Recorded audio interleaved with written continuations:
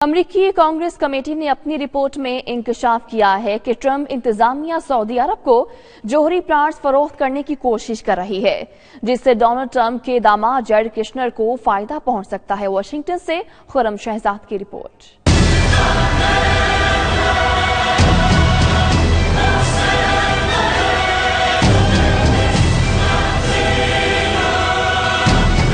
Democrat قیادت کے ایوان کی نگرانی اور اصلاحات کی کمیٹی نے سعودی عرب میں درجنوں جوہری ری ایکٹرز کی تعمیر کی تجویز کے حوالے سے وائٹ ہاؤس پر غیر معمولی اقدامات کا الزام عائد کیا ہے۔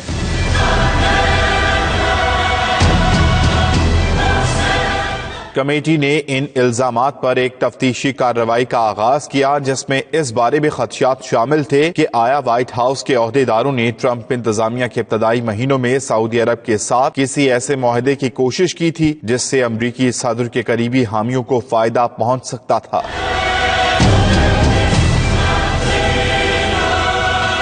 رپورٹ کے مطابق اس جوہری کوشش کو قومی سلامتی کے سابق مشیر مائیکل فیلن نے آگے بڑھایا تھا، جنہیں 2017 میں برطرف کر دیا گیا تھا۔ وہ روس کے بارے میں ایک چھان بین میں FBI سے جھوٹ بولنے کی بنا پر سزا کا انتظار کر رہے ہیں۔